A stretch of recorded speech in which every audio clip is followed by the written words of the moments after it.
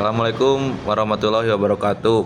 Perkenalkan, nama saya Andika Pratama Sutadi dari Fakultas Hukum kelas A dengan NPM 251000001. Di video ini kali ini saya akan bahas tentang reformasi dan penegakan hak asasi manusia di Indonesia. Topik ini penting banget karena berkaitan langsung sama kehidupan kita sebagai warga negara. Sebelum tahun 1998, Indonesia berada di masa Orde Baru. Pemerintah saat itu bersifat sangat sentralistik. Kekuasaan terpusat di satu titik dan ruang demokrasi sangat terbatas. Kritik terhadap pemerintahan sering dianggap ancaman dan banyak kasus pelanggaran HAM yang terjadi seperti pemberedelan media, penculikan aktivis, dan tindakan represif aparat. Krisis ekonomi 1997 sampai 1998 jadi pemicu. Harga-harga naik, banyak yang kehilangan pekerjaan, dan akhirnya muncul gerakan besar dari mahasiswa serta masyarakat. Semua ini mendorong lahirnya reformasi 1998.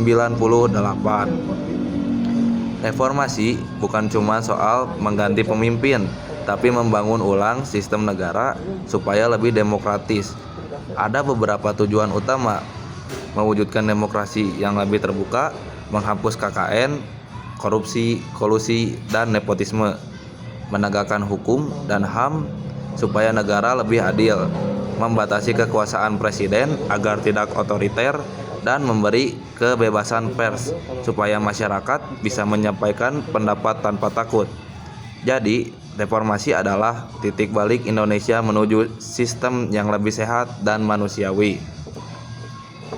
Setelah reformasi, pemerintah mulai memperbaiki berbagai aturan dan lembaga untuk melindungi HAM.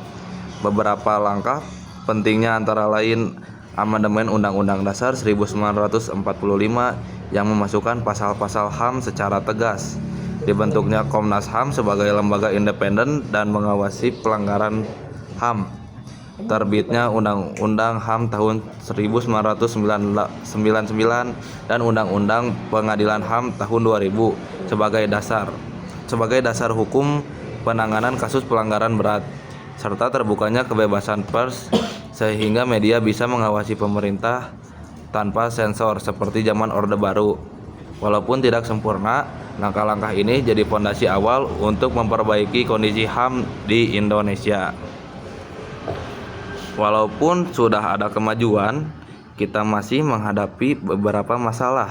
Kasus pelanggaran HAM berat masa lalu seperti tragedi 1998, kerusuhan Mei, Trisakti, dan lainnya masih banyak yang belum tuntas. Penegakan hukum kadang lemah, terutama kalau pelakunya punya posisi atau kekuasaan. Kekerasan aparat masih sesekali terjadi, terutama dalam penanganan unjuk rasa atau konflik daerah. Selain itu, masalah diskriminasi dan intoleransi masih muncul dan membuat beberapa kelompok masyarakat tidak mendapat perlindungan maksimal. Tantangan ini menunjukkan bahwa perjuangan HAM belum selesai. Sebagai generasi muda, kita punya peran penting. Penegakan HAM bukan cuma tugas pemerintah, tapi tugas seluruh warga negara.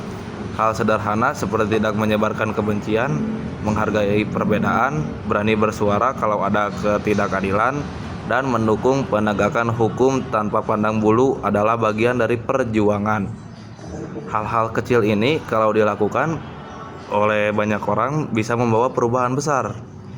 Jadi, reformasi dan penegakan HAM adalah proses panjang yang masih terus berjalan.